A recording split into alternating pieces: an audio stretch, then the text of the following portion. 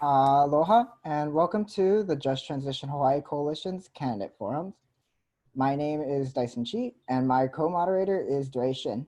Dre just moderated the mayoral candidate section and I will now be your moderator for the council candidate section.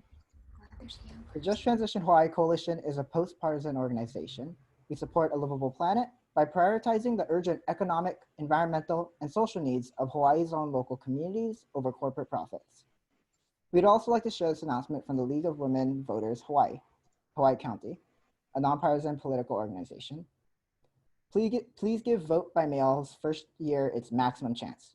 Please make sure your voter registration record is up to date.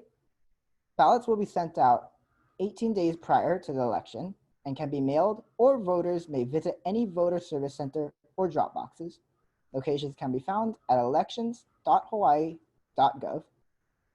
Voters can check out vote411.org for their one-stop shop for election-related information on candidates. With that, we have incorporated viewer questions into our selection of questions tonight.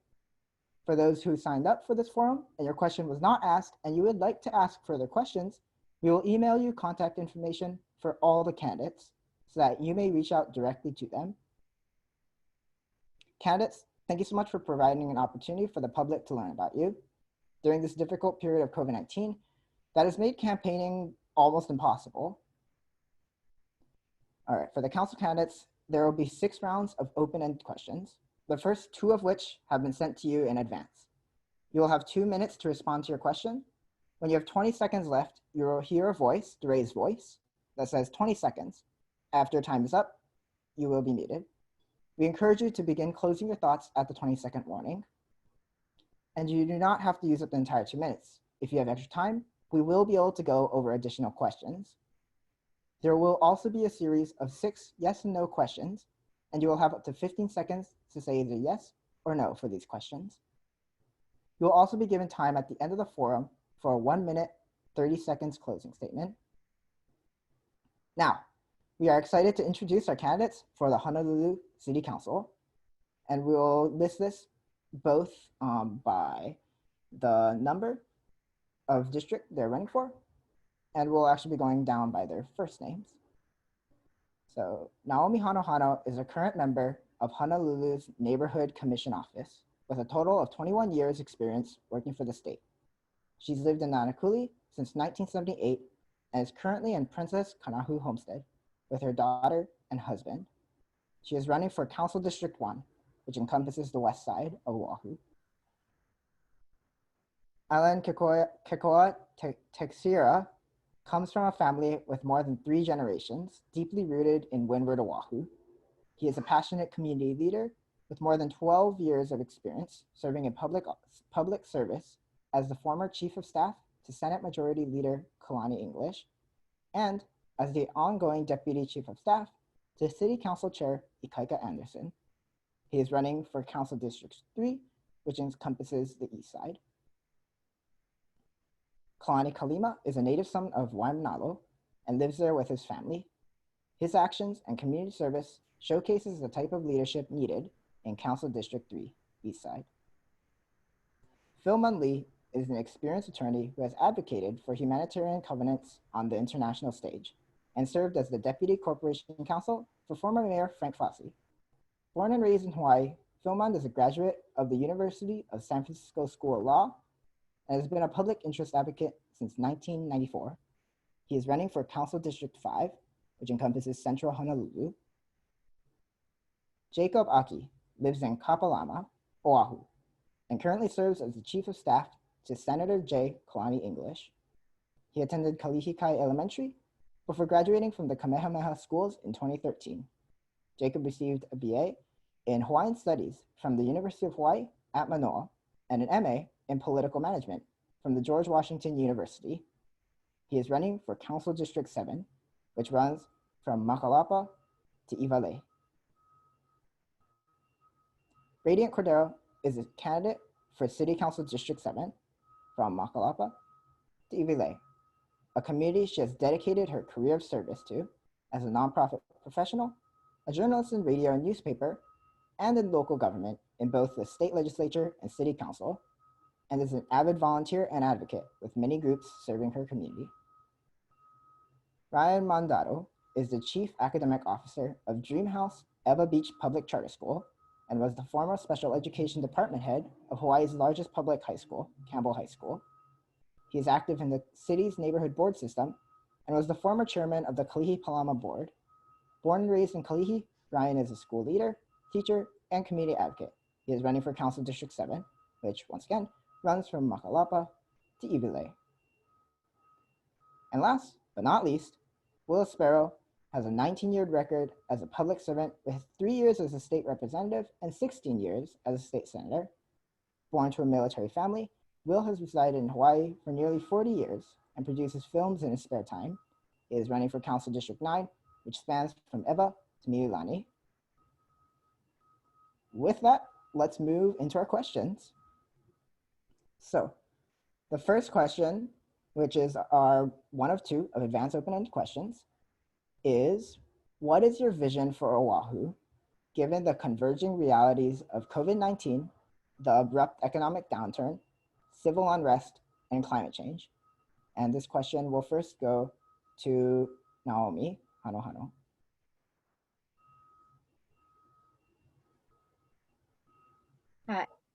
Hi, thank you for allowing me to be part of this forum. And for the question, my vision for Oahu is for all of us to get through this pandemic together, all of this,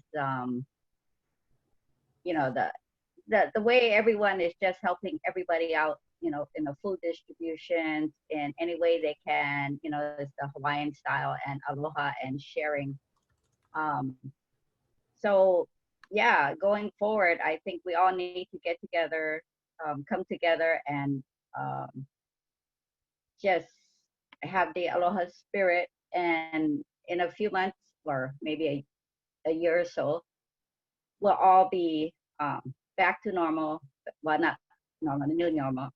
We'll all be back to work and with a healthy kama'aina economy and a way to welcome tourists just in a little different way. So yes, thank you so much for letting me answer that question. Aloha. Aloha. Thank you so much for your response, Naomi. We'll next move to Alan.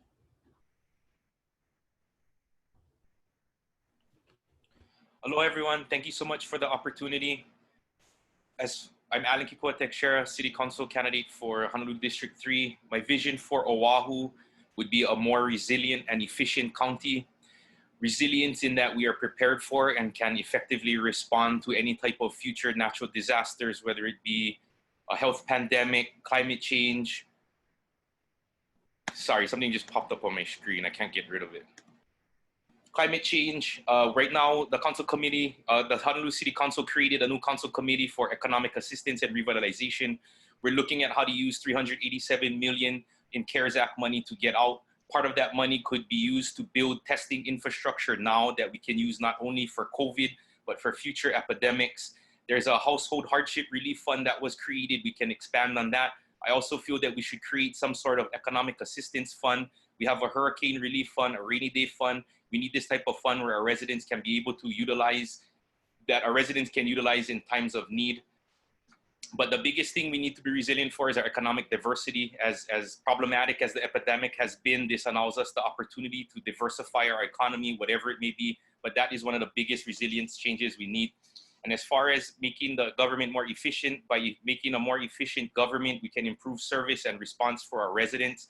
There's many ways we can do that, but one way we can look at is workforce development. We have a lot of open positions at the government right now, and we have so many unemployed due to COVID.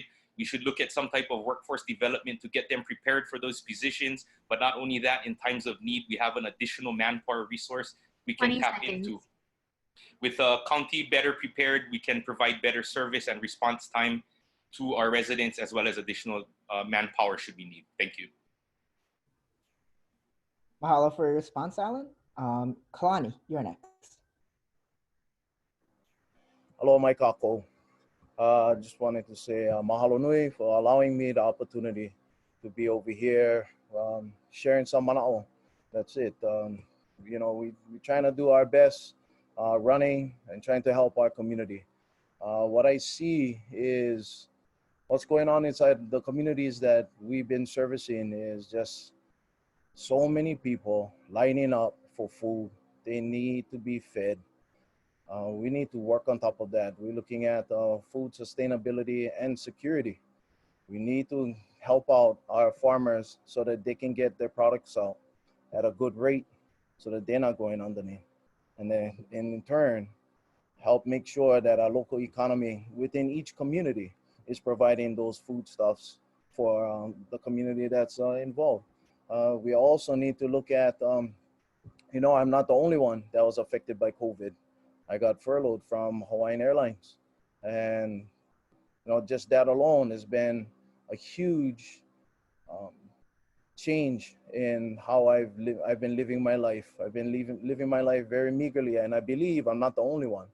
The people out here are suffering. We got to give them hope, and we got to continue to push living with aloha. That's what's gotten us by all of this time. People volunteering, coming out, sharing their time, helping to deliver food. I myself have been doing that for the past several years. And just so happens with COVID, it's actually ramped up all of our efforts. So with aloha, we can get through this. 20 seconds. Utilizing all of the resources that we have in our own communities, I believe we can get through this. Mahalo nui. Thank you for your response, Kalani.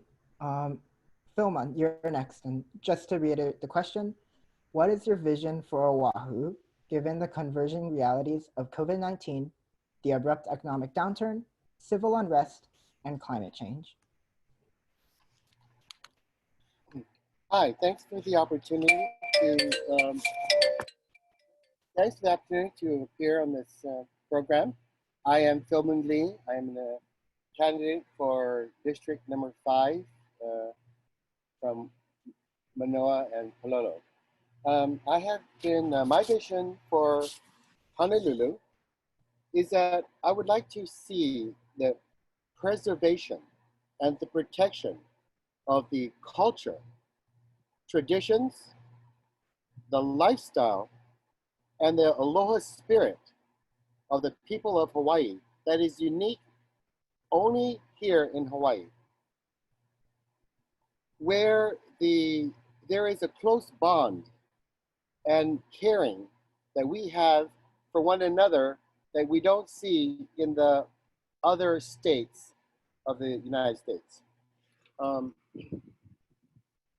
As for the climate change, it is a very important issue as the sea rises.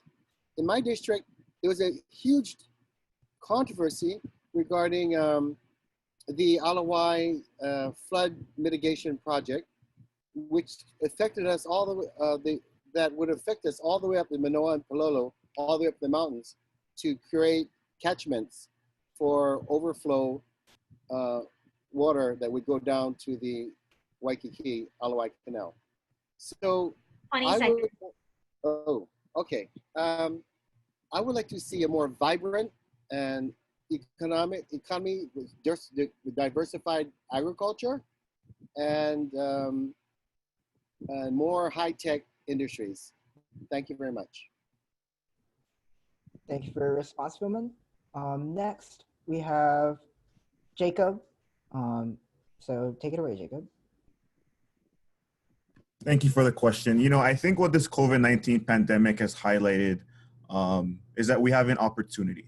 We have an opportunity to re-envision and an opportunity to reimagine the Hawaii that we want for ourselves, but more importantly for our children.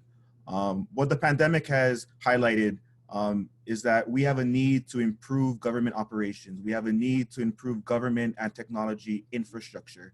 We have a stronger need to diversify our economy, and we have a need to better manage how we do tourism. from my perspective, this is an opportunity for us, not just as government, but for us as individuals to really take a step back and to reanalyze ourselves and the way we do things.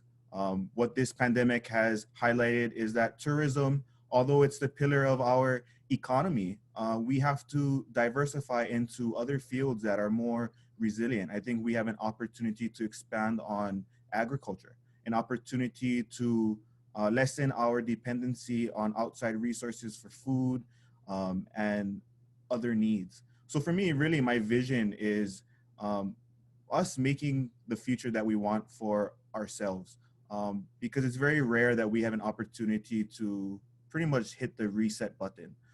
So for me, moving forward, especially at the city level, how we can better provide for our constituents, and how we can set the foundation for the future that we want for 20 our seconds. children. There's a lot that we can do. And for me, I hope to use this council seat as an opportunity to work not just with those in city, but with those across government and in the private sector to really move ourselves forward.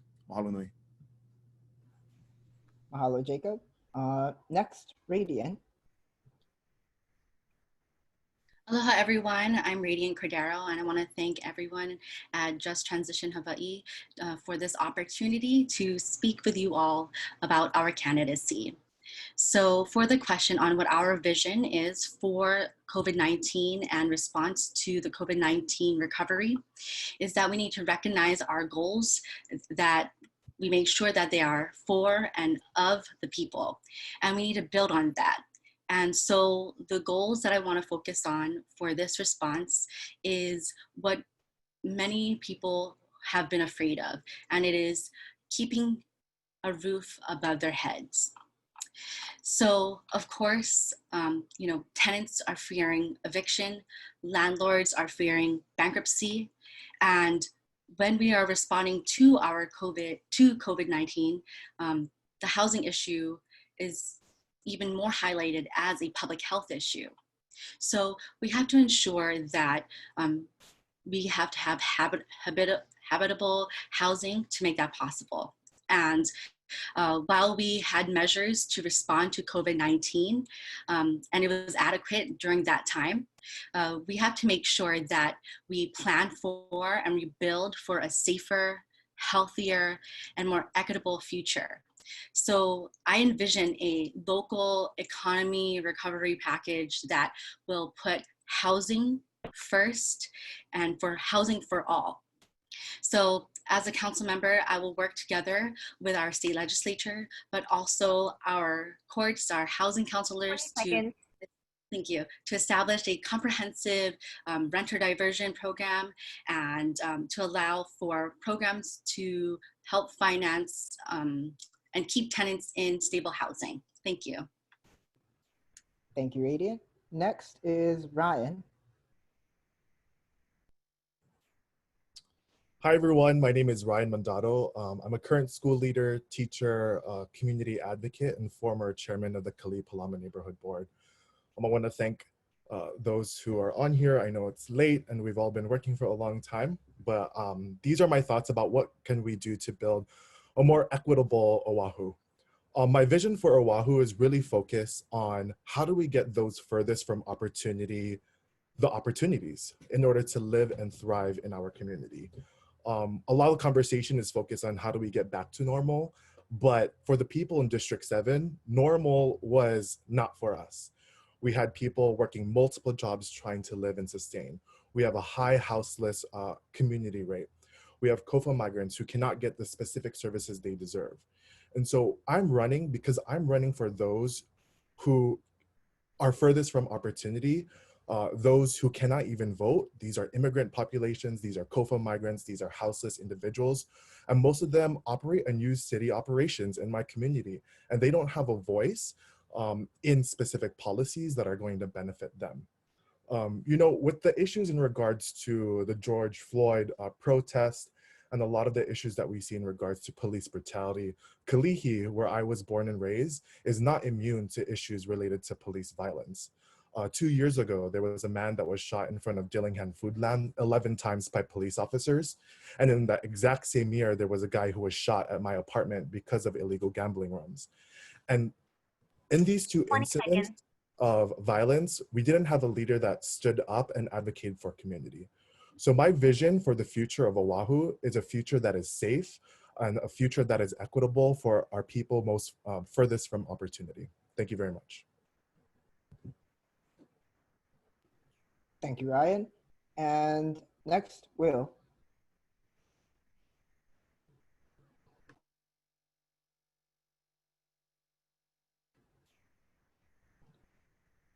Will, there we go. Yeah, aloha. Yes, this is a very difficult and challenging time for many families, especially when we're looking at unemployment, at one point in the mid-30s. And we need to open tourism in our economy as soon as possible.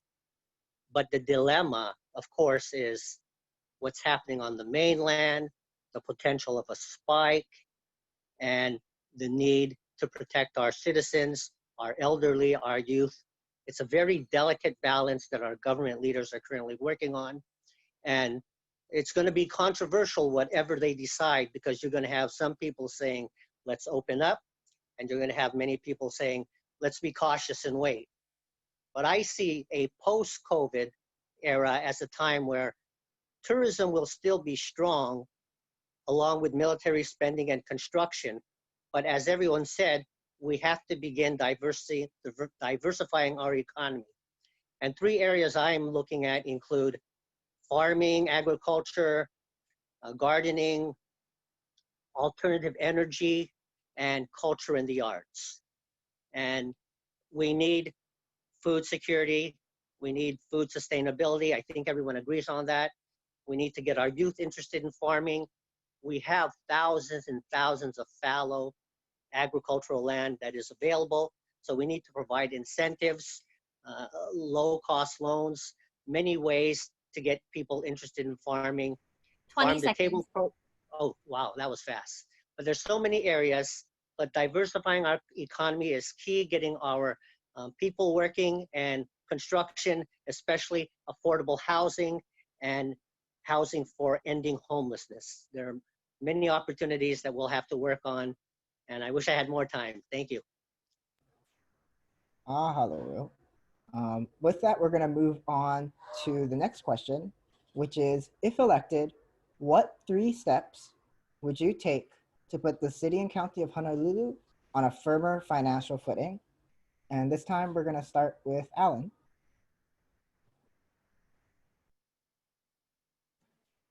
Mahalo nui for that question.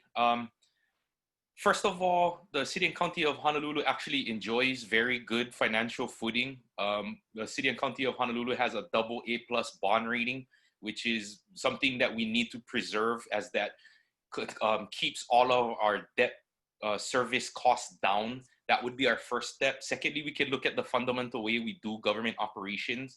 The current pandemic has shown us that telework from a government operations standpoint is possible. It's actually showed that production has gone up and we can still provide the same amount of service in certain cases. So that's another way we can keep our cost savings down by not having to spend money on office facilities, equipment, parking. Lastly, I think we should expand our social safety net by taking care of our residents, by providing these types of service. That's the best approach to remaining fiscally stable, as our main revenue stream is derived from real property taxes, which no matter what isn't going to really fluctuate like the state's economy due to tourism. If we advance the social safety net for our residents, we can do things like advancing a living wage, creation of an economic assistance fund, like I mentioned earlier. We can increase paid family leave and expanded health benefits.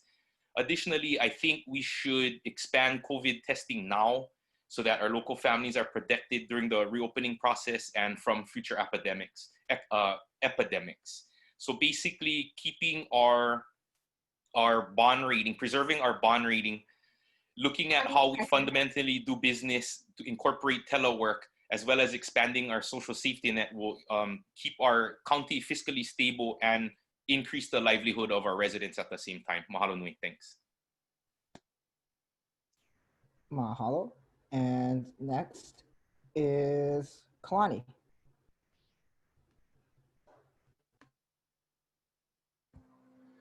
Aloha. I think the main thing that we'd have to do is look at what we are spending most of our money on. You know, we're spending so much money on top of the rail. Everybody is going to end up paying for that. We're going to be paying for that for the next 2-3 generations. We got to make sure that we have total transparency and that the money is going to where it's supposed to go to. That's the first thing. Yeah, like any place else, that got to look at doing budgets. You got to make sure that you're living within your means. And the next thing, I believe Ellen had talked about that. Looking at property taxes, making sure it's going where it's supposed to be going, making sure that we're getting the services that we're supposed to be getting. When we're looking at those different things, we need to make sure that we can trust that our council people, our councilmen and women, are utilizing those to service us as the best as they can. I believe that we can look at not just that, but agriculture also. So just reinstating, looking at rail costs, making sure that we keep those down, and agriculture and everything else. Malo nui. Aloha. Thank you, Kalani. Next, Philman.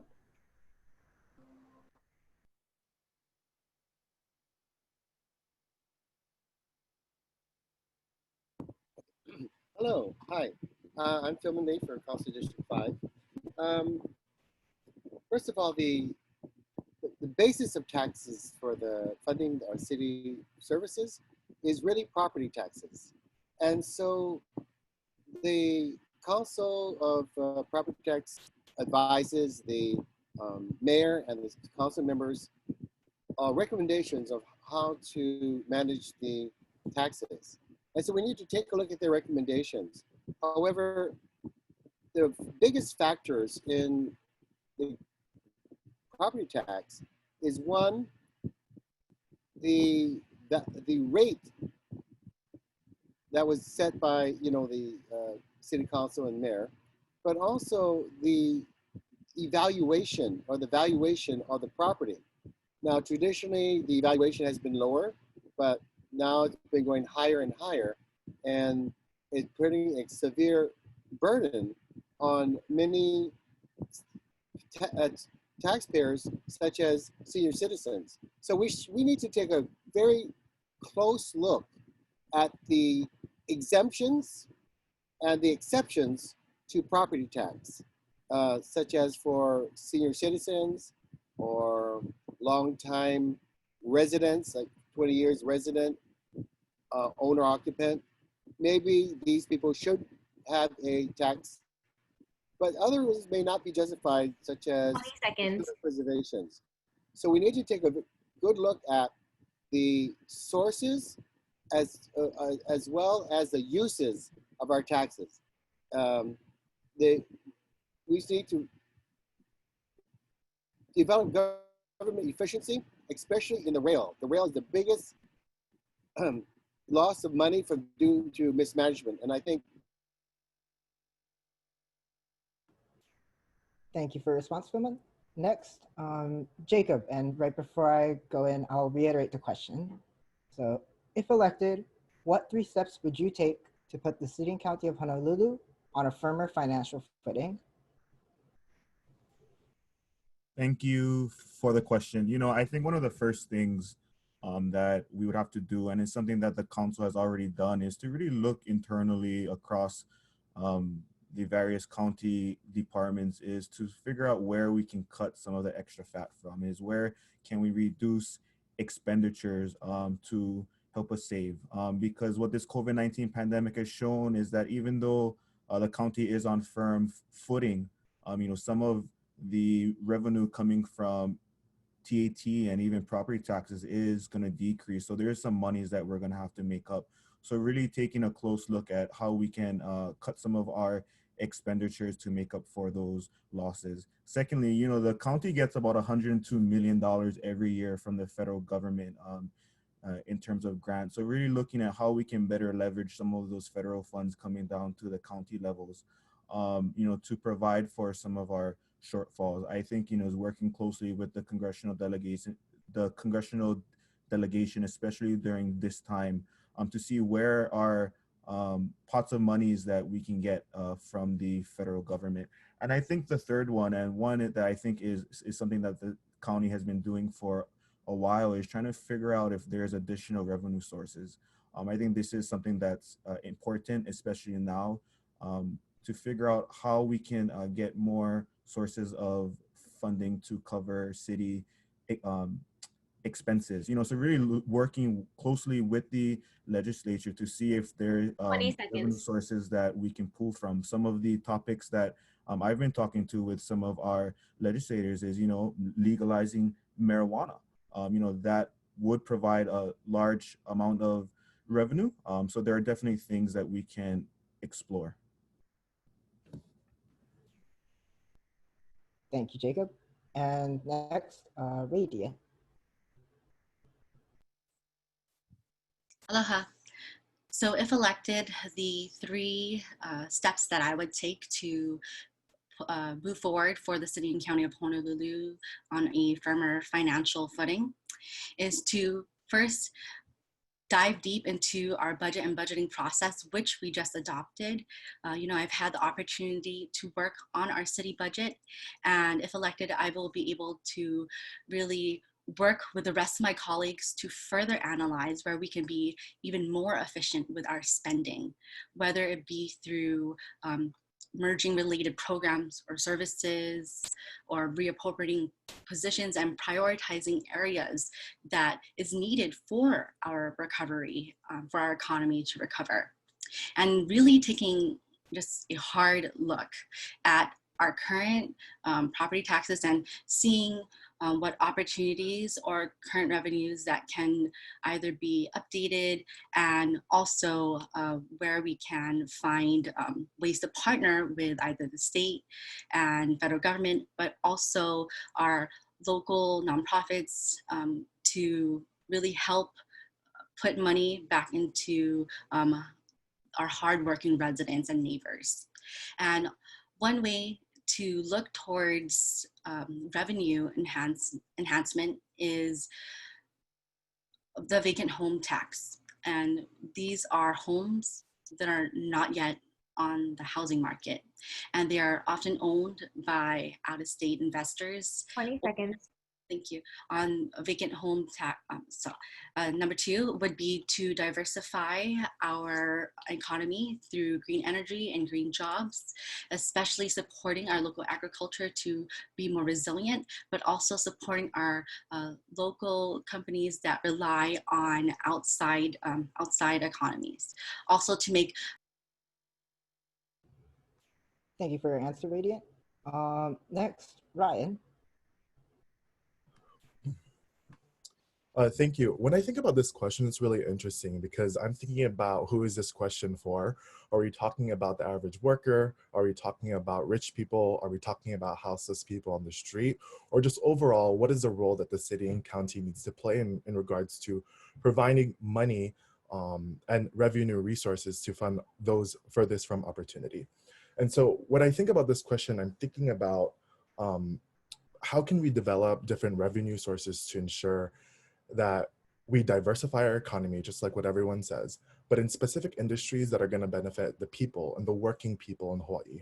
The first thing that I think we need to do is relook property taxes on real investment properties worth over $1 million for those who bought a second home worth over $1 million, and those who are foreign investors who are not paying a certain or a higher rate of property taxes. I think this is untapped money and potential that we can have as a council to look at to increase those property taxes for foreign investors so we can use that money to allocate it and spread it into our communities. We need to invest in agriculture, provide jobs in agriculture. We talked about food security and green projects. These are all different revenue sources that we could incorporate and start with our public school system to build that bridge between the city and public schools to strengthen and create more jobs to benefit the economy. We need to invest in public health. With the COVID-19 crisis, we see the tragic incidents of people dying because of this, right? We have a great medical school that could invest in public health initiatives. It can really put us on the 20 forefront. seconds. And we're already at the forefront because we're in the middle Pacific, in the Pacific.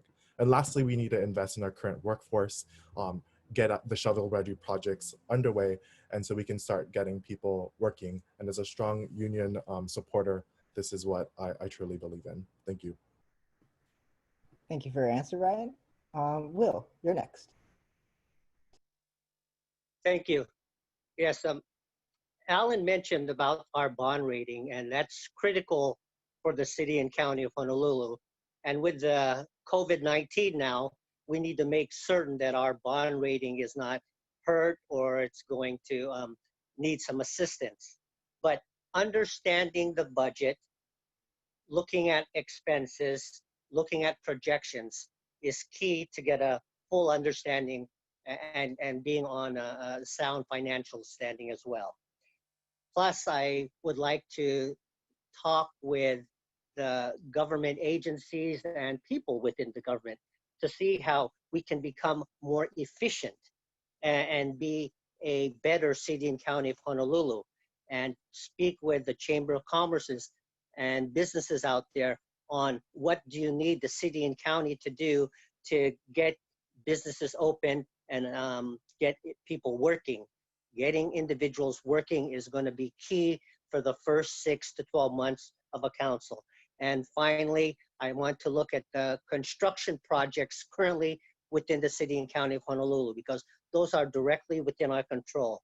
And if we need to pave roads, fix drains, fix buildings, whatever the case may be, we need to make certain that government is spending dollars that it has in order to put funding and dollars into our economy, paying our workers, our construction workers, and everyone involved in stimulating the economy. Thank you. Thank you for your answer, Will. And Naomi, you're next.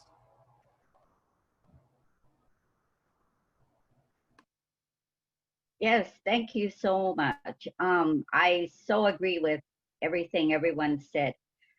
You know, we must, in today's economy, work smarter, not harder. You know, we must look at the budget, we must look at spending, we must look for, are we wasting money at any level? You know, how can we, you know, just spend the people's money just wiser. So, you know, when they see a, you know, clean park or, you know, a good paved road, they say, oh, that's my taxes, absolutely. We also should look for unspent funds in a budget. Sometimes there's all these things allocated and it just sits there and it's like, why is it unspent? What can we use that money for better? You know, we got to spend smarter, and we got to look for best value, not just low bidders, you know. I coupon, I don't care, you know what I mean? If there's a coupon to get cheaper toilet paper for the city, I'll do it, you know. And yeah, keeping that bond rating, you know, borrowing as needed to help the people, you know, we fix our infrastructure through construction projects, and then, you know, money for affordable housing, social services. That's what I would do. I'm just a bottom line 20 simple seconds. person. Oh, thank you so much. But yes, smarter spending and really just wiser with the citizens' money. It's their money, not ours. So thank you. Aloha. Thank you for your answer, Naomi.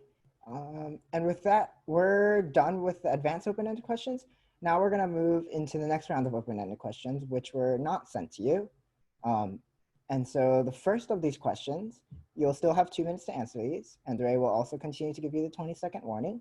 The first question of these is, given the civil unrest of recent weeks and an outcry for racial and criminal justice. What kind of police reform, funding changes, or other policies would you call for? And Kalani, this one goes to you first.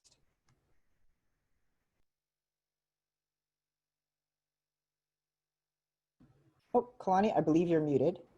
Okay, I'm a man for one Manala and proud to represent my community. I have to admit, though, my community gets a bad rap for being vocal and difficult, not being violent and filled with drugs. So, it goes back to um, Pilahi, Paki, and going back to having aloha for one another. Now, we got the spirit of aloha law that they utilize only in times like this when they're wanting to discipline um, police officers. But is it really working? Is it really working? We gotta make sure that they're safe. When I'm talking about, and not just the community and the public, but do the police officers feel that they have enough training so that they can conduct themselves with that same aloha that we're expecting? We're expecting them to come out to be not just professional, but to have a genuine aloha for the community that they serve. But you know, the thing about that is aloha got to be cyclic. It's about going back and forth. You cannot just have it one way. The public got to conduct themselves with aloha. And that's what I'm talking about. When we're looking at public safety, it's going back down to the nitty gritty. 20 seconds. Going back down to what makes Hawaii unique and special. And it's about having that aloha. It's not just about training and having all of the most updated weaponry and protection, but it's about really getting back to the values that make us Hawaii. Mahalo. Thank you for your answer, Kalani. Philmond, this question goes to you next.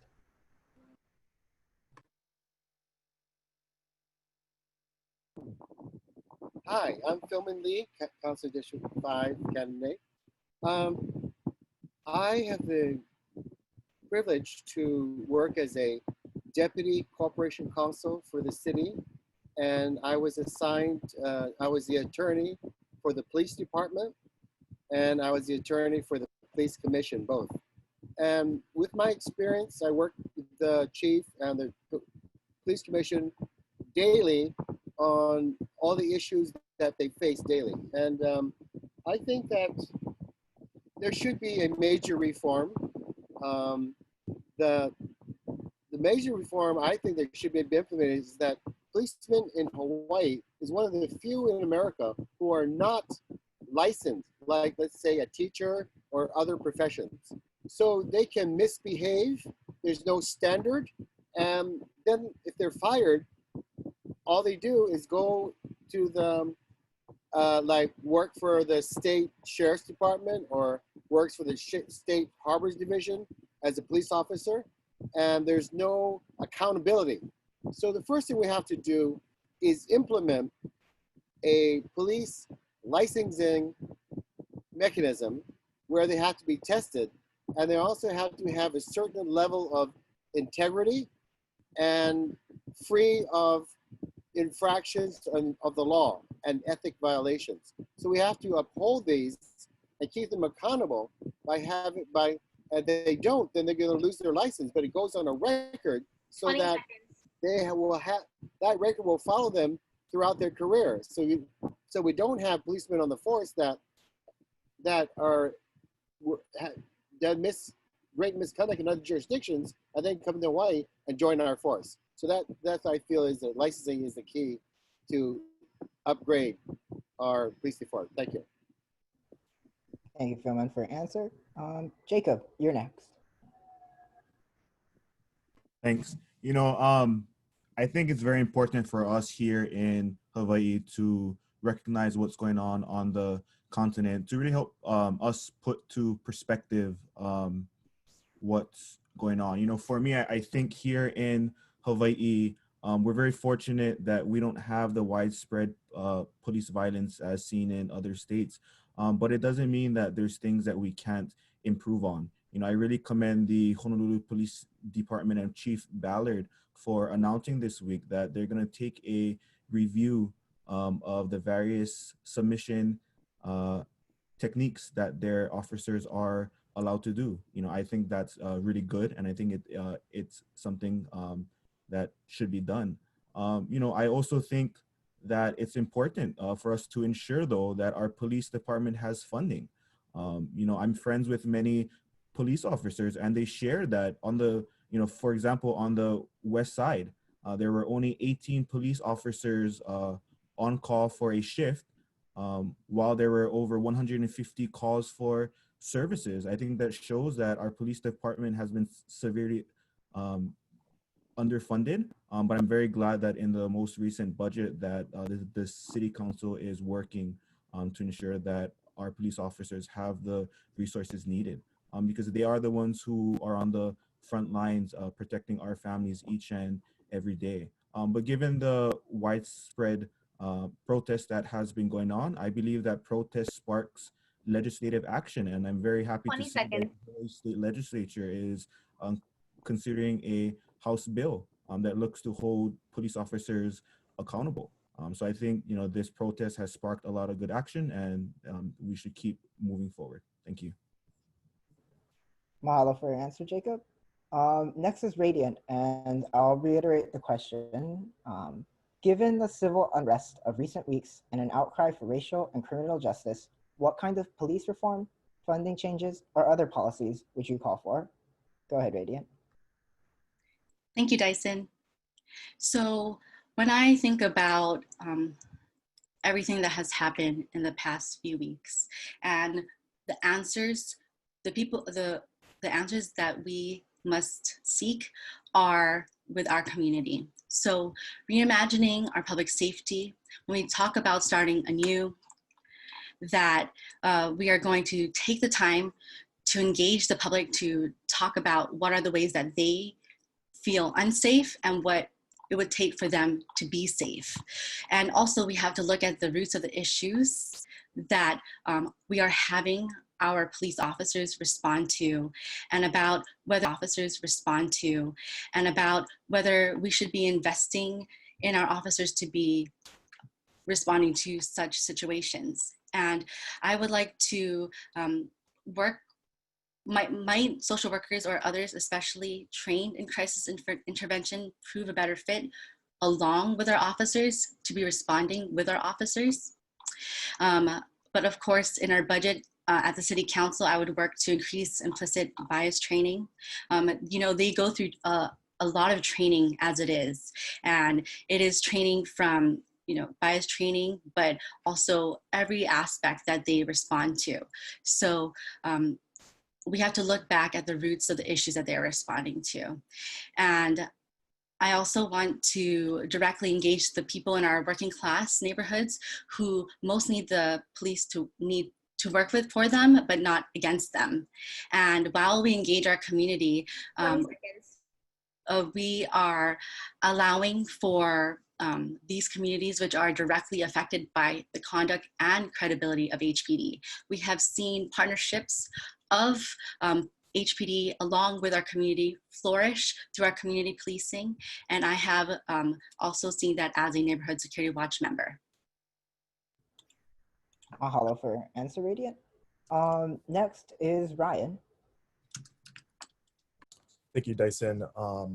One, I really, first of all, I support the Black Lives Matter movement and the racial inequity that we see exists due to police brutality. And initially, when I started my call, Kalihi is not immune to police violence. And one of the things, and I strongly support what Radiant said, is we really need to invest in implicit bias training for our cops. A lot of the decisions that we make are from our subconscious mind, and that is a lot of implicit bias training that we need to really mitigate and to understand kind of the biases that represent ourselves when we see violence. As a former special education teacher, I have to be trained in so many things on behavior de-escalation for students with autism and behavior issues. And we have to do it in a way that is tactful, and we can't even touch students, right? And so You know, we have teachers, we have social service providers that are highly trained in behavior de-escalation and mitigating implicit bias. I think that same professional development needs to happen in our police force, so that when they approach specific situations, they know how to de-escalate those behaviors. They know how to talk to people who are having mental health issues. They need to talk to those and not criminalize houseless individuals who are struggling to survive. In regards to funding, I think we need to divert funding to support more of our social service agencies to uplift the community. You know, true public safety is not throwing more cops in a community.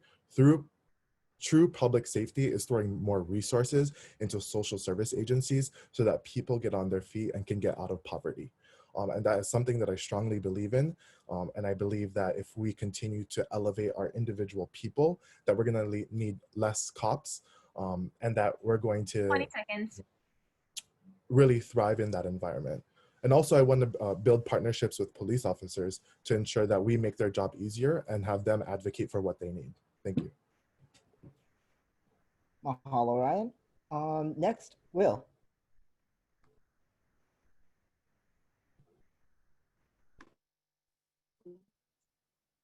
Thank you for the question.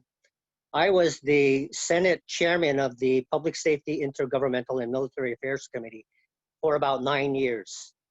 And I was intimately involved in criminal justice reform and police reform. I was the first and only lawmaker in the legislature to say that Chief Kealoha had to step down while the investigation was going on, that it was not right and proper for him to be leading the agency. I also spoke out against the $250,000 golden parachute that he received that the police commission approved. I think that was wrong, and now that he's lost, we probably aren't going to see that $250,000.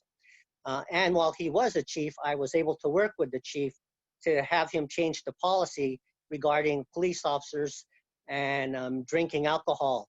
It used to be a case by case. They decided whether they can carry their gun and drink alcohol at the same time. Now that is not the case. But what we need to do is have statewide standards. And in 2017, we finally, after years and years of trying, passed the statewide police standards board, and many of the police departments were against it. We're going through that process right now. It hasn't been finalized. And as a councilman, I'm going to make certain that that process is finalized, it's done correctly, and we will have statewide standards. We're one of the few states that don't. I also want to give the police commission more teeth. The police commission need more teeth. We could do that through a charter question. And the city council, as a councilman, I will make certain that we are watching the police. I did pass a bill for more transparency and openness regarding police misconduct and bad behavior, but we need to get their names.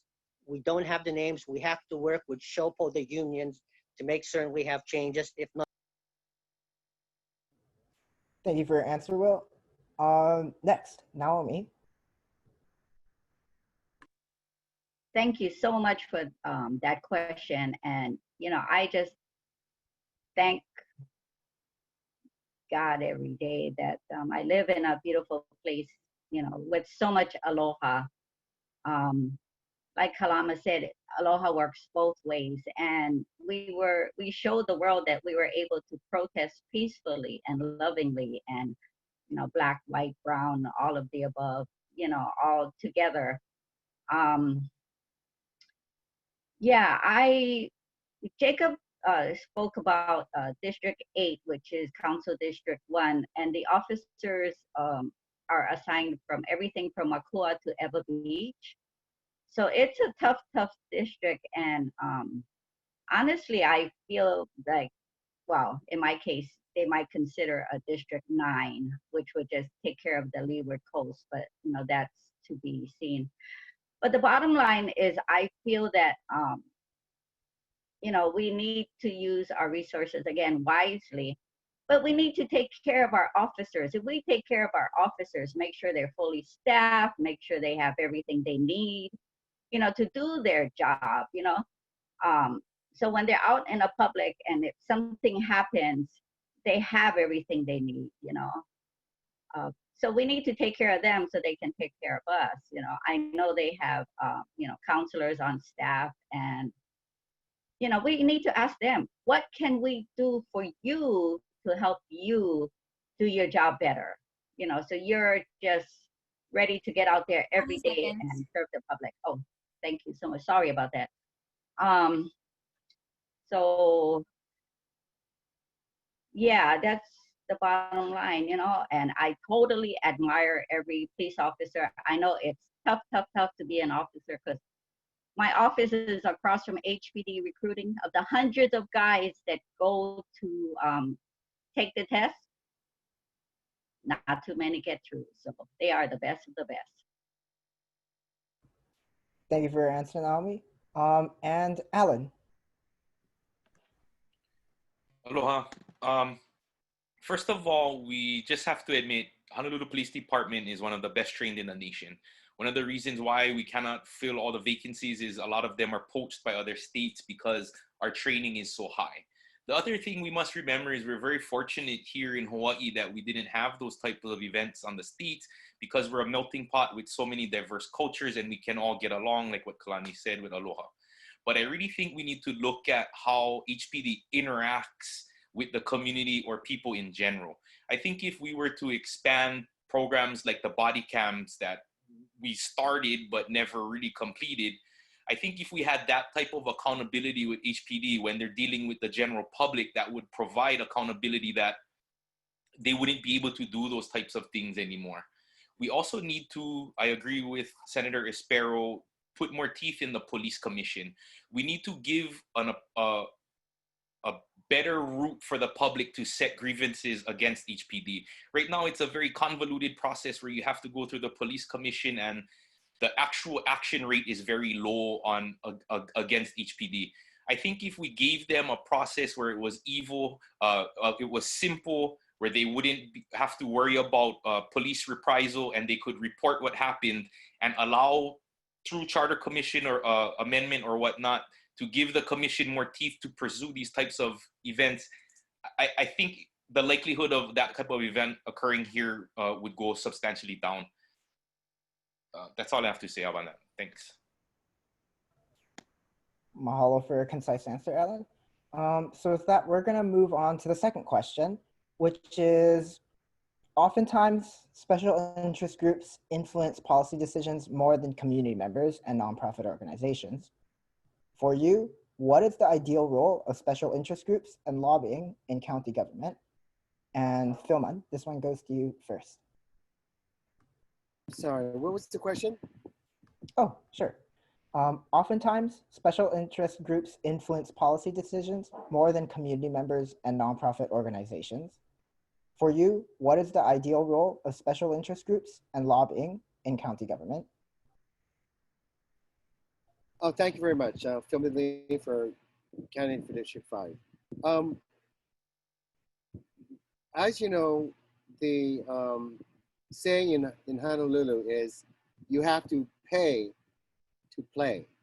And what it means is that there is the undue influence of the mega buck special interest groups that have basically bought our politicians and have basically ignored the pleas of the public. One thing you can see is that the people don't have really much faith in our government and our leaders. One indication of that is the extremely low voter turnout. I think it was like 21% or something. And so you have a very small fraction of the population choosing our leaders.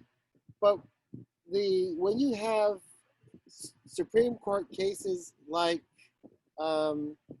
that allows the megabuck PACs to have unlimited amount of money for a candidate, then the candidates, like most of us here who are not like millionaires, have to struggle to overcome the influence of the megabuck special interest groups that have drowned out the voice of the average voter, that is citizens like you and I. Thank you.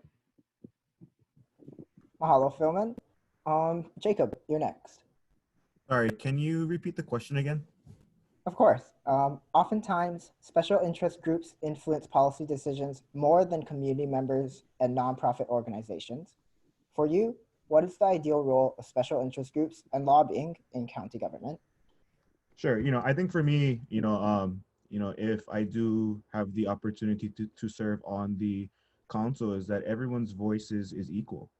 I do understand that there are special interest groups who, may want to use money and influence, to influence me to vote or to advocate for a certain issue. But I think first and foremost, for me, my main priority is to the voters who elected me. But understanding that,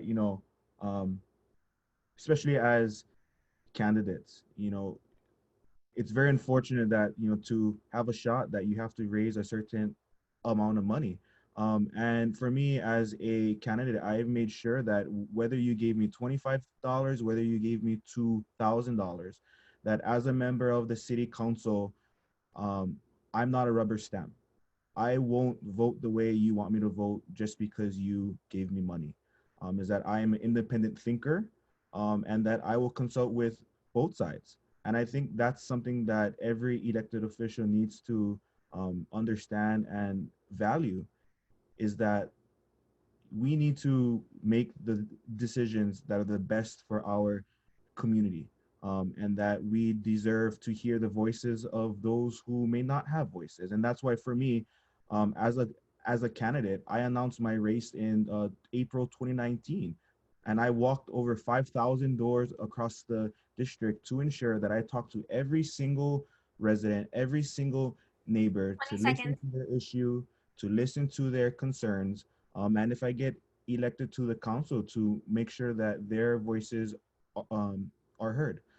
So it's a delicate topic, but I believe that as elected officials, we need to be independent thinkers and do what's best for our district. Thank you. Mahalo, Jacob, for your answer. Next, Radiant. Aloha. Thank you. So a huge part of the reason why I am running for office is because I know that I want to work with all of our neighbors to have an effective community engagement with our government services that is inclusive and allows for community voices to be heard, collaborative, and feel like that their voices were a part of our solutions. And that has been recognized by so many of our candidates, not just here, but for all of the other races that are happening this year. So we are going to be doing that through accountability, whether they are from our residents, but also to our for those who are special interest groups. We have to look at who these special interest groups are. But for me, special interest groups, in my opinion, are groups that are serving to support the workers that they are representing. If not workers, then particular just things that they are wanting to see put forth, whether it be at the council or at the state legislature. And as a council member, we are a liaison for our community, but not just our actual district, but for the county as a whole. And that is why I am an avid community collaborator, and I am ready to work and bring it to our people. Thank you. Mahalo, Radiant, for your answer. Ryan, you're next. Hello, thank you for the question. When I think about special interests, I think about the only special interest that matters. The only special interest that matters are organizations that are operated and funded by people, working people who strongly believe in a specific mission or vision to make change in this political system that we have. Grassroots organizations, people movements, unions, labor unions. I mean, as a strong union member, that's something that I strongly believe in, where people can come together and advocate for their work, and talk about systemic change on a policy level when we look at those making decisions for us. Sometimes I think these forums are a little bit interesting because candidates get asked particular questions about, what are you going to do about this? Or what are you going to do about that? But one of the things that's missing is the community voice. And sometimes it's uncomfortable where I'm going to be sharing what I'm going to be doing for the community without bringing everyone to the table at the forefront. And I understand that as a leader's role, your job is to kind of come up with innovative ideas, but I still think that we need people at the table. And so when I look at special interests, I'm also looking at campaign contributions, and I encourage everyone to look critically at the people and organizations that are donating to candidates' campaigns. I'm a product of the teacher movement. A lot of my campaign contributors are working teachers who we know are the bedrock of our communities. And so when we talk about special interests, I really want us to be critical of who are funding our campaigns. And looking at previous campaign donations in the city council, I think it's crazy how people are getting $300,000 to run for a city council race just on Oahu. So let's stay critical of that. Let's question people who take in that amount of money, and let's serve the people. Mahalo, Ryan, for your answer. Next, Will.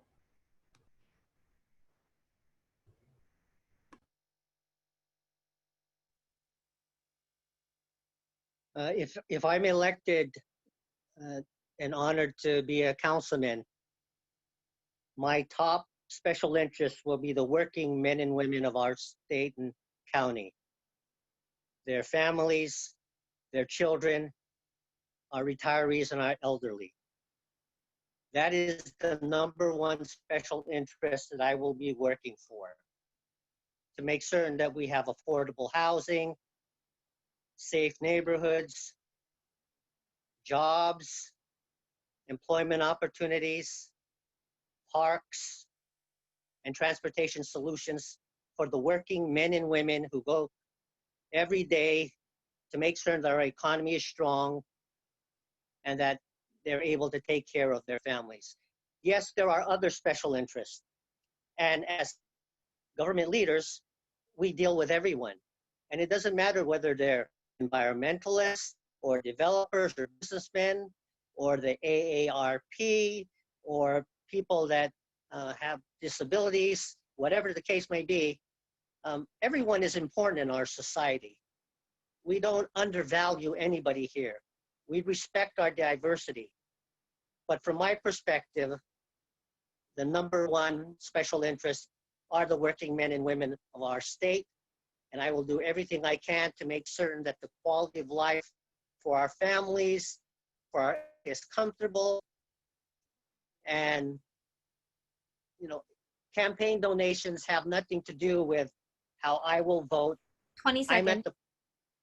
I'm at the part of my career now, I'll be 60 years old, that the legacy is a better Oahu for everyone, but most importantly, the working men and women and the retirees of our state.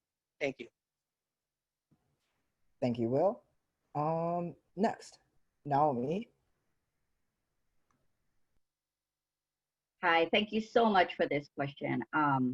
Well, special interest is a fact of life for most politicians, but absolutely not me. I'm just a simple civil servant who just saw some need in the community and just said, hey, I can be part of the solution.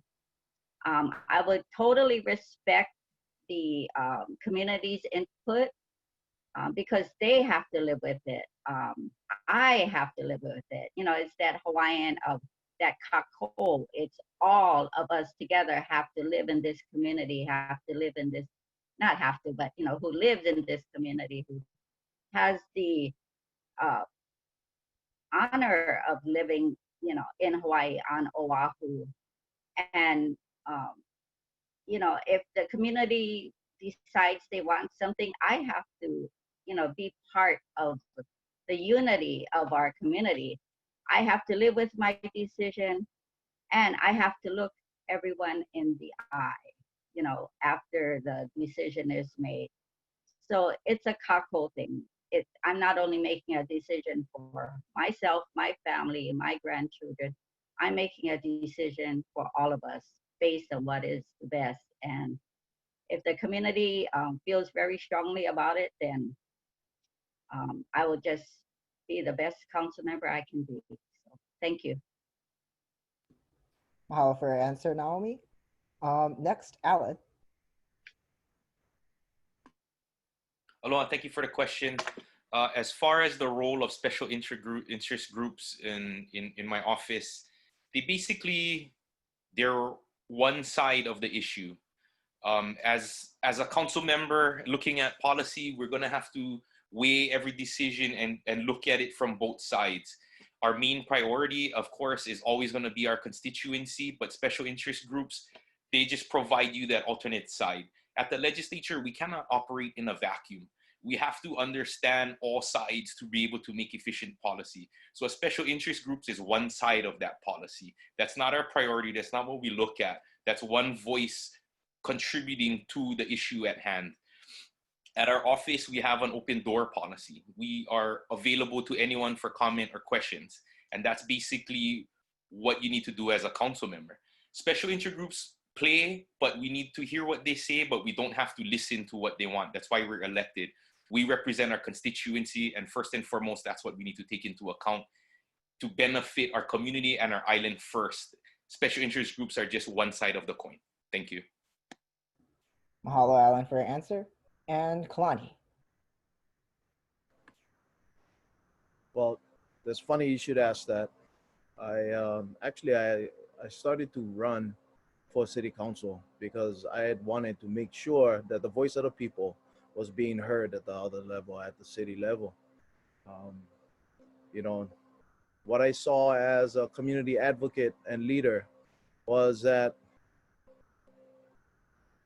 the people, when they voice their concerns at the neighborhood boards, in their conversations, you know, sitting at McDonald's, talking about what's going on in the community and that they didn't have a say, that concerned me. When they had these concerns, we brought it up and made sure that we had a venue. So the community meetings was very important. Getting people together so that they can at least understand what was the mana'o behind why the councilman or a legislator had done or had made whatever decisions that they made. We gotta bring that back. We gotta bring back accountability to our legislators and our council people, because special interest has always been a part of politics. That's just it. But if you can prove that you have the record, or you can prove that you're willing to work with the people and put their needs first, that is paramount. That is what matters. And I've always believed that nothing should happen in your community unless it is agreeable. Unless it is agreeable and beneficial to the people that the community is, the project is proposed for. So it doesn't matter about special interests. The only interest is about the people. That's all that matters. Malo nui. Hello. Mahalo for your answer, Kalani. And my apologies, but for the sake of maintaining our time frame, we're going to skip the next open-ended question. And if we do have enough time at the end, we can go back to this open-ended question. But otherwise, we're going to go straight into our lightning round. These are just yes and no questions. Please give your answers in just yes and no's, so that way we can stay on time. And so the first yes and no question is, are county and state land use regulations and permitting processes doing enough to ensure that communities and their natural resources are protected for current and future generations? Radiant, this one goes to you first. Oh, I apologize. What was the question? Oh, sure. Are county and state land use regulations and permitting processes doing enough to ensure that communities and their natural resources are protected for current and future generations? Just yes or no answers. I'm so sorry. You sound really garbled. What? I'm sorry. Can you say that again, please? Oh, my apologies. Are county and state land use regulations and permitting processes doing enough to ensure that communities and their natural resources are protected for current and future generations? Just yes or no answers. Yes or no answers? Mhm. Okay, no. Okay. Ryan, No. Will,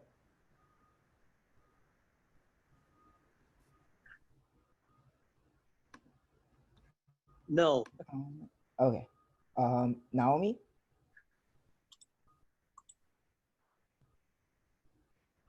No. Alan, No. Kalani, Not natural, not even cultural resources. Aole, no. Philmond,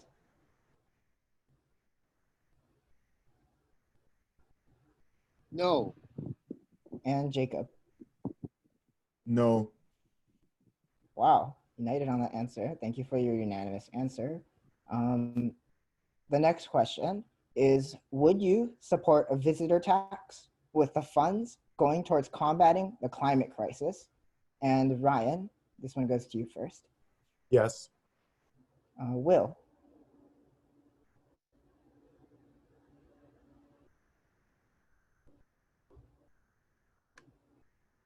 Will, Yes. okay. Naomi, Yes. Alan, Yes. Kalani, Yes. Philmond, Yes. Jacob, Yes, but I think a visitor tax. and Radiant. Yes. Okay. Wow.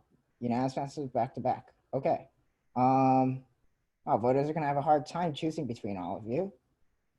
Okay. So the third question is, despite the global pandemic, the Rim of the Pacific exercises are scheduled to take place as an at-sea only event in August.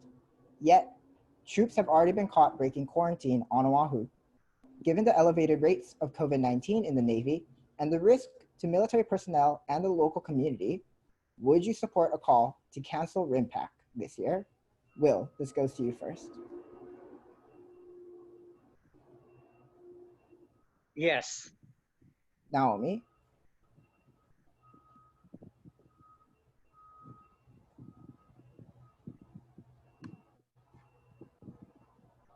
Naomi,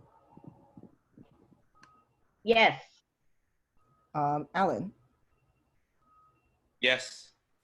Kalani, Yes. Philmond,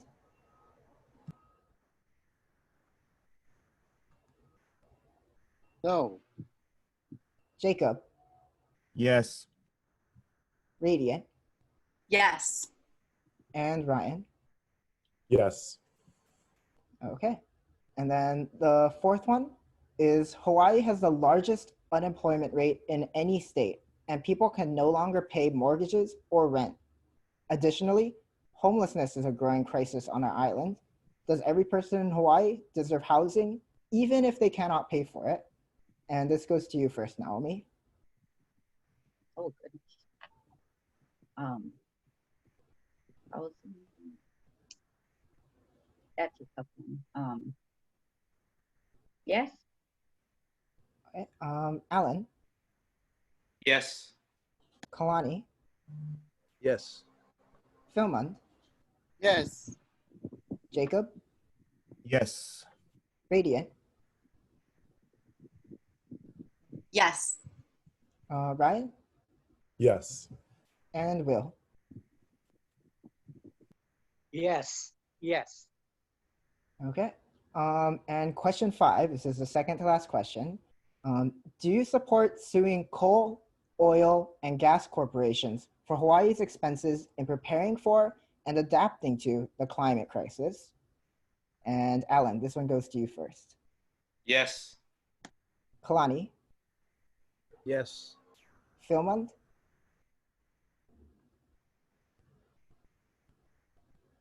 sorry, Philmond, I think you're muted.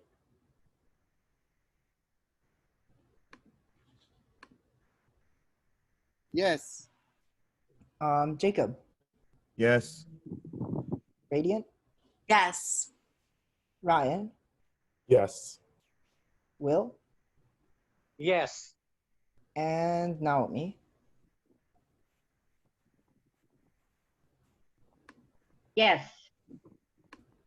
Okay, and this is the last of the lightning round questions. Employers in Hawaii are not required to provide paid sick days. Would you support or introduce a bill to guarantee all workers in Hawaii have access to paid sick days? And Kalani, this one goes to you first. Yes. Philmund, Yes. Jacob, Yes. Radiant, Yes. Ryan, Yes. Will, Yes. Naomi, Yes. and Alan. Yes. Wow, you're all making it hard for voters to choose which one of you they want to vote for. Okay, so with this, we're going to move into your closing statements. And as I said earlier, if there is extra time after you're all done with your closing statements, then we may go into our open-ended question, which we had to skip earlier. So for the closing statements, you'll have 1 minute, 30 seconds. We do ask that you, when DeRay gives a 20-second warning, that you wrap up your thoughts. And with that, Philman, this goes to you first. Hi. Well, I'm Philman Lee. I have done humanitarian law and human rights. I was a graduate of the University of San Francisco Juris Doctor and MBA degrees. I have served as the Deputy Cooperation Counsel for the City Council, under Mayor Fossey, and I was also a Chief of Staff for a City Council member, and so I have a tremendous amount of experience, as well as doing 25 years of a veteran legislative staffer and also a public interest advocate. And so I've done humanitarian relief work for refugees and victims displaced by the anarchy and chaos in the war in Lebanon and Syria. I have traveled throughout 100 countries on all 6 continents to do extensive research on international and comparative 20 law. seconds. I worked at the United Nations in Geneva, working covenants against disappearances, torture, and genocide at the UN Center of Human Rights, and I attended the International Human Rights of Council of Europe in Strasbourg, France. And so I also passed 4 bar exams and got an MBA in 1 year. So All for closing thoughts, Philman. Next, Jacob. Thank you guys for this opportunity. For me, as someone who was born and raised in public housing, my family has lived in our district for over 100 years. You know, as someone who comes from a humble background, I truly understand the issues that many of our residents are going through, especially during this time. But being able to work at all levels of government, at the county level as a neighborhood board member, at the state senate as a chief of staff to Senator English, as a federal advocate for Native Hawaiians in Washington, D.C., and as an indigenous rights activist at the United Nations, you know, I have the experience and the ability, you know, to really cross sector, to work with a bunch of different agencies to really find the issues to a lot of the problems that we have. I believe that the next 4 to 8 years is going to be the most crucial, and the decisions we make today is going to have an impact not just on us, but for our future generations. So for me, really running for this seat is an opportunity to continue my service, but I feel that it's a responsibility. 20 Given everything seconds. that's going on, I think we have an opportunity to elect leaders who will be moving our county forward. And I look forward to just the chance to continue my service to this community as well as to our state. Mahalo nui loa. Mahalo, Jacob. Radiant. Aloha, I want to thank Dyson and DeRay for this and the rest of the Just Transition Hawaii Coalition for this opportunity. Everyone, once again, my name is Radiant Cordero, candidate for Council District 7, serving the communities of Makalapa to Iwalei. I am the daughter of immigrants. My dad grew up in Kahului, Maui, while my mom in Kalihi. And while growing up, although our family was small, this allowed a great opportunity to build community. And that is why I'm running. And that is why I have served my community, not just in local government at the state legislature and at the city council, but also in nonprofits in Keiki leadership development and representing persons with disabilities and their job employments, as well as e-journalists in local newspaper and its radio and multimedia programs. I'm running because I want to hui all of us together to create and support and build communities just as those values were in 20 seconds. in me. And for residents of all incomes, ages, and races and ethnicities to participate and benefit from living in a connected, healthy, and vibrant places. Mahalo for your time. Mahalo for that closing statement, Radiant. Ryan. Thank you to all the listeners for viewing today. Once again, my name is Ryan Mandado. I'm a school leader, a teacher, community advocate, and former chairman of the Kalima Neighborhood Board. I'm running because the issues that affect the Kalihi community have existed for years, and we need a leader to stand up and to do something about it. At 15, my house was raided for drugs. It was the largest drug bust in the state of Hawaii at that time. And at 25, a guy was shot at the bottom of my apartment. And you would think after a span of 10 years that things would change, but things have not changed. And so we need leaders in political office that are going to address the trauma that exists in the Kalihi community for so long. I want to advocate for safe communities and safe livelihoods. We need all communities to ensure that our children are not afraid of being shot at night. We need communities where our children are not afraid of being evicted from their homes and have a roof over their head. And we need to advocate for those furthest from opportunity. We also need to advocate for our planet, for our environment. We know that low-income communities are drastically impacted by climate change. So once again, my name is Ryan Mandado, and we need to advocate for those furthest from opportunity. Thank you very much. Thank you for your closing statements, Ryan. Will, closing statement is yours.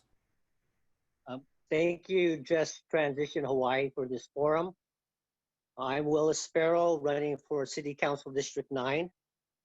I've been fortunate to work under Mayor Frank Fossey in charge of Oahu's neighborhood boards for 8 years. He hired me when I was 26 years old. I also served as a general manager of the Evabai Gentry Community Association and 19 years in the legislature, where I had a very successful career. Public service is in my heart and soul.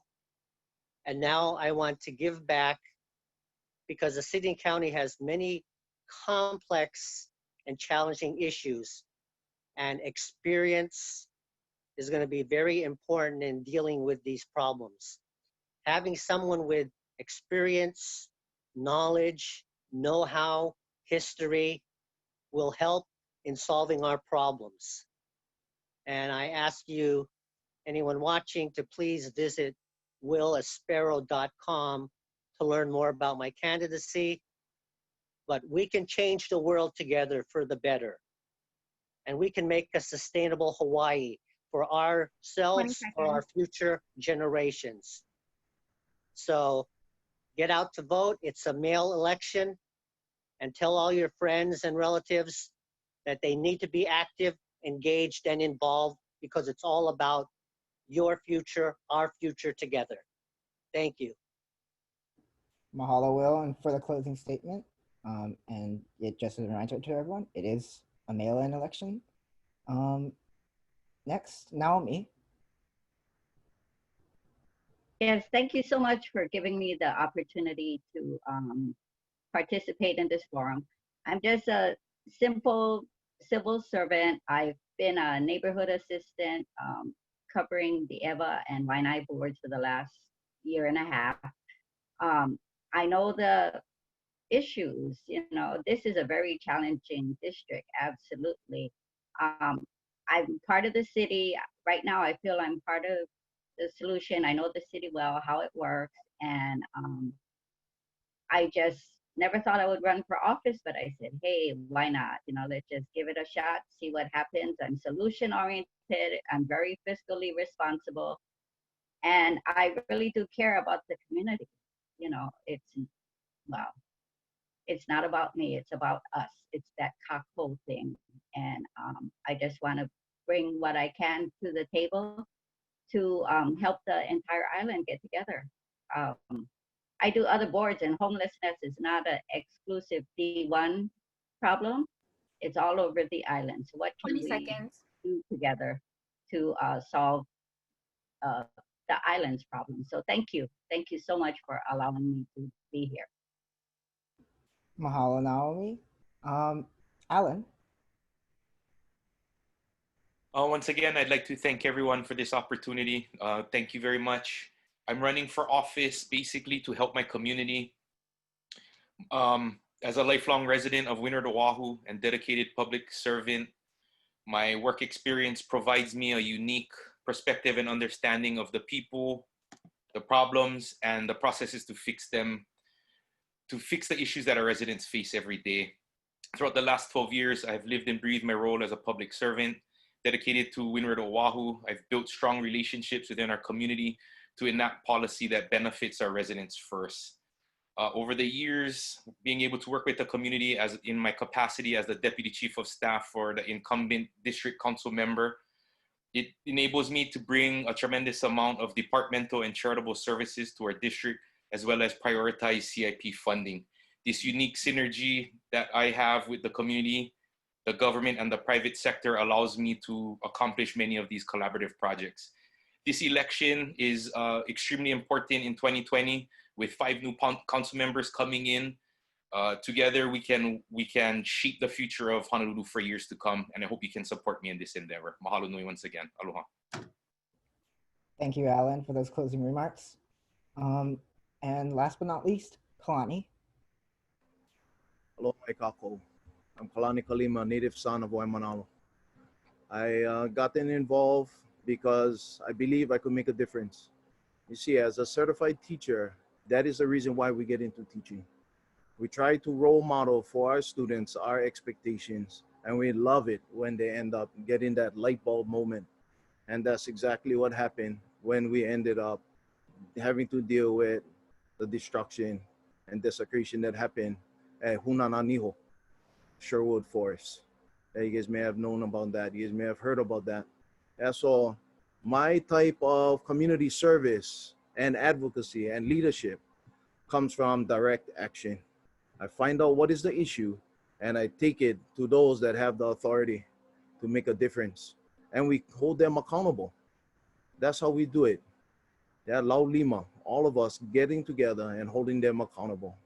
I am one of the founders of Nakuaina Waimanalo, who ended up saving 81 acres above Kaiwi Mauka from becoming 80 luxury cabins. When 20 seconds. we knew that that wasn't for us. Yeah, we also helped to save the Loli and worked with NOAA, DLNR, and DoCare and HPD to make sure that there was a moratorium for that natural resource. I'm Kalani Kalima, running for District 3 City Council. Malo nui. Aloha. Thank you all so much for your closing statements. They're really wonderful. And you all are such impressive candidates that we have a Hanohano from the audience. So let's dive into one more open-ended question, which I will state, and then we can wrap this up. So the last open-ended question, and this will be 2-minute speaking time. Dure, once again, will give you the 20-minute warning, is what will you do to meet Hawaii's goal of 100% emission-free energy before 2040? And this will go first to Jacob. You know, I think the city council has taken the right steps forward of mandating, you know, a number of different methods of ensuring clean energy, charging stations for new and redevelopment projects. But I really think that we have to change our habits.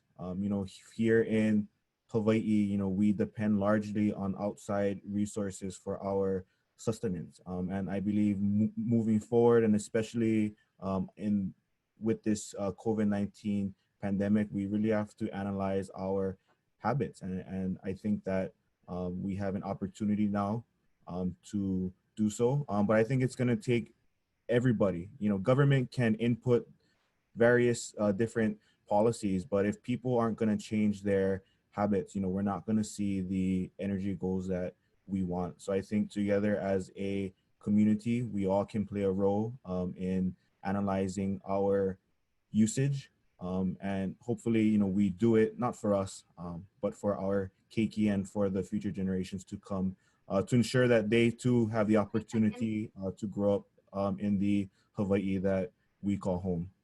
So thank you guys again for this opportunity, and thank you again for this forum. Mahalo, Jacob.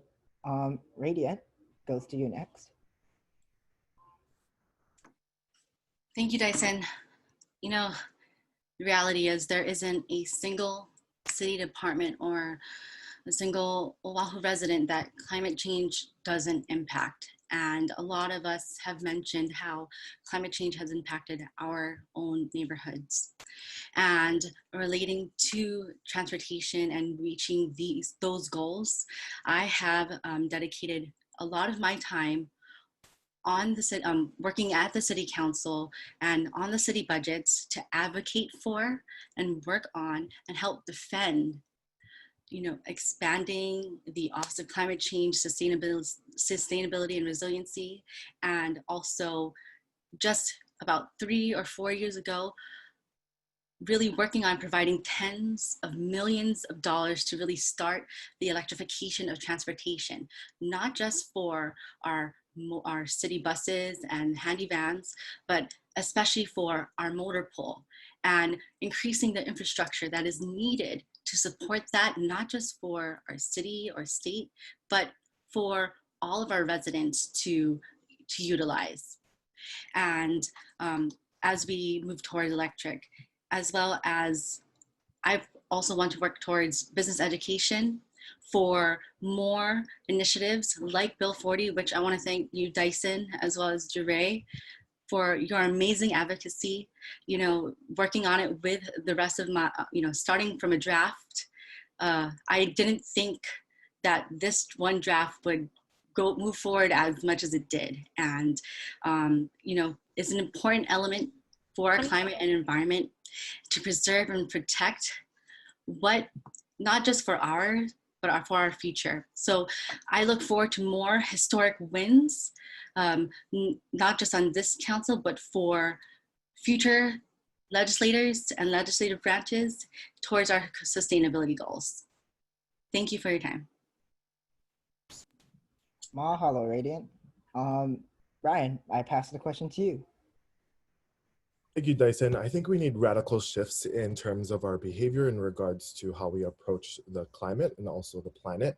And it starts with investing in public education. When we invest in public education and start teaching our children at the young age that we need to take care of our planet, especially our environments here in Hawaii, we can make large strides in regards to really changing habits and mindsets on how we're going to approach those practices. I started a charter school focused on leadership and identity development, and I see the amazing and unique work that our 6th graders are doing in terms of coming up with sustainable solutions for our future. So if we can start at such a young age, like at 6th grade, where students are trying to solve community issues, we can start them young. And so when they grow up to be leaders, we can definitely think about how to create more sustainable futures. Second, we need to look at holding businesses and other agencies accountable for their output of specific fossil fuels. If we get an inventory of things and output of things that they emit into the climate, this is going to be a greater initiative for us to identify whether or not they're doing great practices for our environment. I am doing my best to ensure that I practice sustainable practices. I actually gave up my car in terms of going to work. I take the bus from Kalihi to Eva Beach, only because this is what this is my personal commitment on how we can change the future of our planet. And going back to environmental justice, we really need to look at sustainable development for low-income communities. I lived in a street where there wasn't any recycling opportunities. And so we still have communities who don't have access to these opportunities. And this needs to change because climate change greatly impacts low-income communities. Thank you so much for your answer, Ryan. Will, I give the ball to you. I'll continue to support alternative energy policies, job opportunities, and have discussions with the business community, with our youth in particular. Everyone talks about education. That's key. We need to get ourselves off fossil fuels. We need to do simple things like walk or bike or carpool. We need to encourage people to think green, knowing that in the short term and or long term, it's going to save our environment, keep our planet livable, and make certain that Hawaii continues to be the beautiful place that it is. And if there are laws or rules that we can pass in the council in order to have a green economy and provide alternative energy jobs, I will certainly be doing that, as well as having discussions with HECO. HECO is obviously a key player when it comes to our electrical needs and their use of fossil fuels, and we need to do more to improve the grid and make certain that we are going to a green economy. And it takes leadership, and it takes the political will, and I am your political will. Thank you.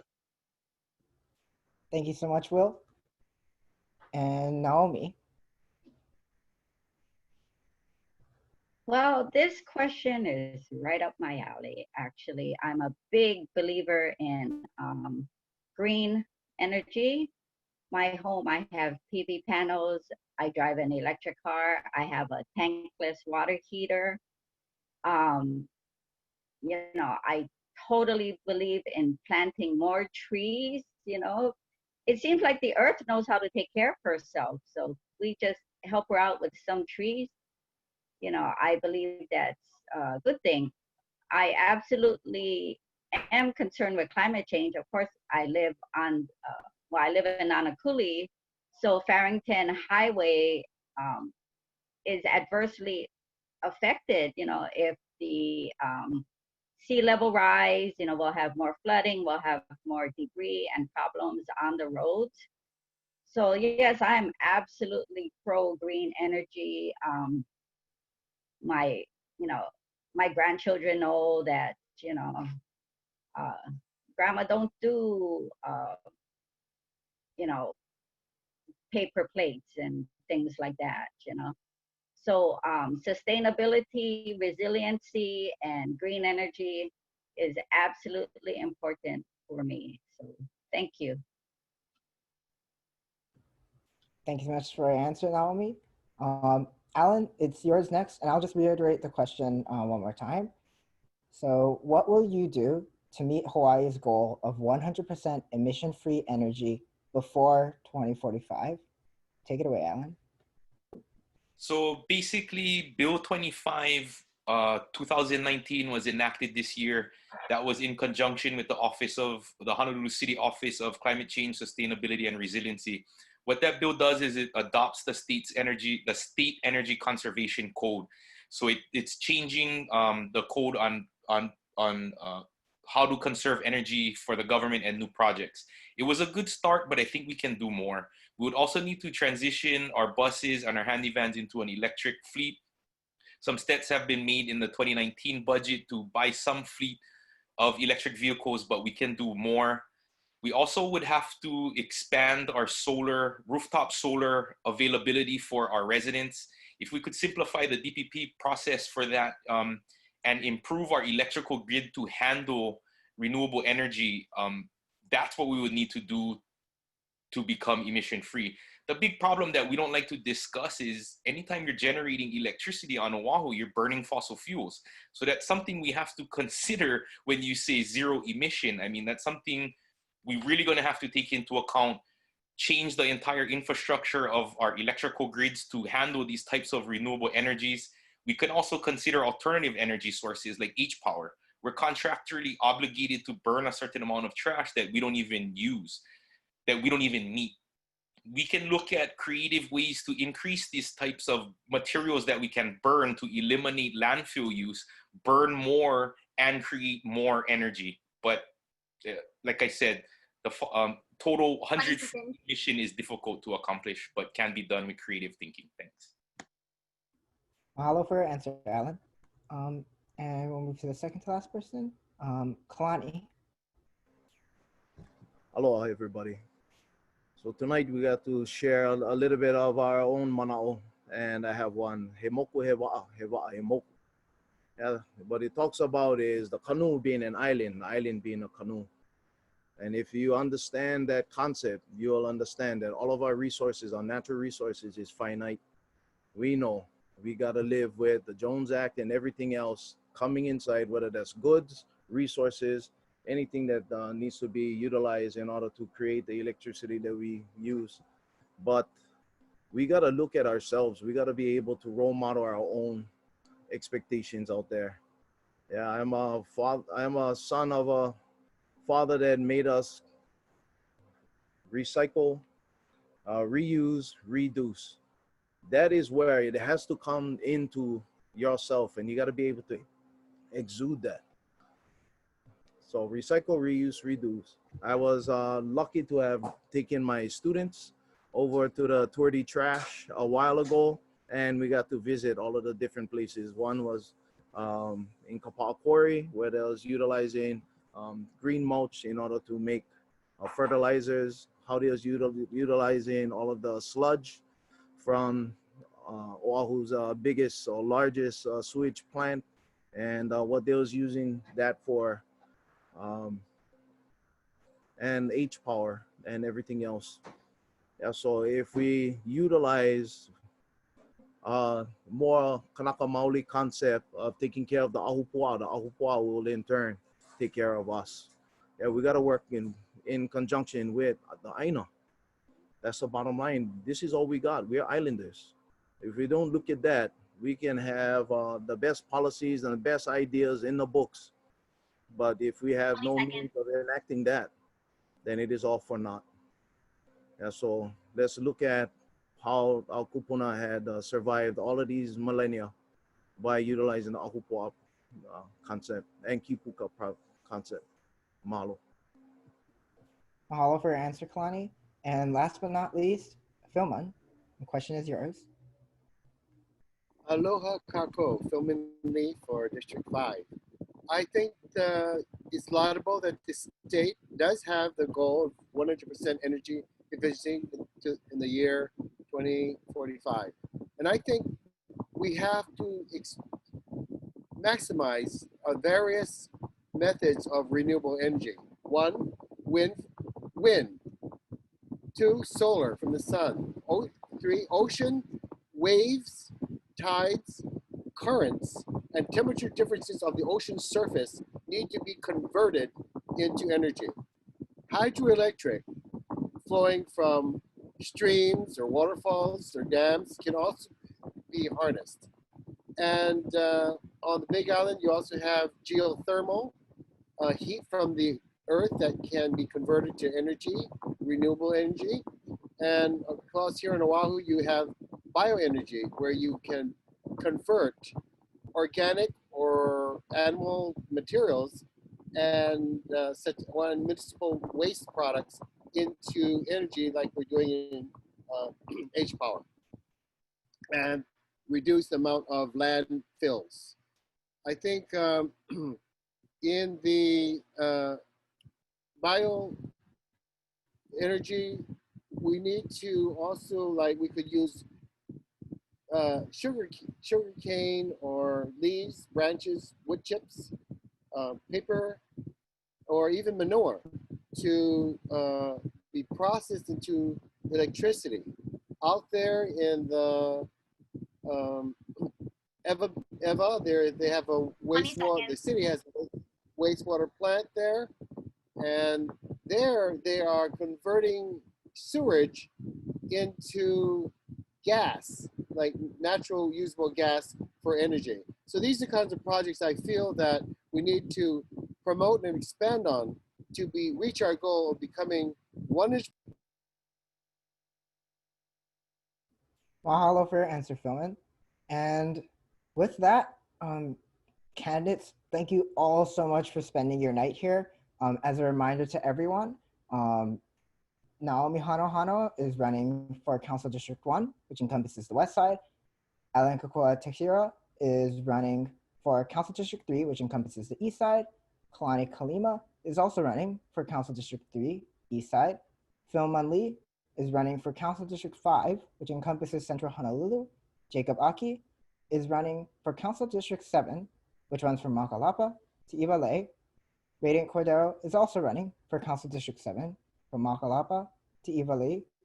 And then Ryan Mandado is also running for District 7, from Makalapa to Iwalei. And last but not least, Will Espero is running for Council District 9, which runs from Eva to Mililani. So with that, thank you, candidates, for sharing with viewers your positions on a variety of issues and topics tonight. Viewers, we hope that this forum gave you a better understanding of each candidate's stances and views on a variety of local issues, many of which afflict us. Of course, this forum was not intended to answer every single question that you have on each of these candidates, or to tell you who to vote for in just a span of one night. But it is intended to excite you further for the primary elections. And as a first-time voter myself, I can certainly say that I am very excited for the upcoming elections. So with that, a huge thank you to the candidates who participated, our viewers who participated, the media, and of course, we can't forget them, the volunteers for this event. We couldn't have done this without you. So with that, thank you all so much for attending the Just Transition Hawaii Coalition, City and County of Honolulu Candidate Forum. Mahalo and good night.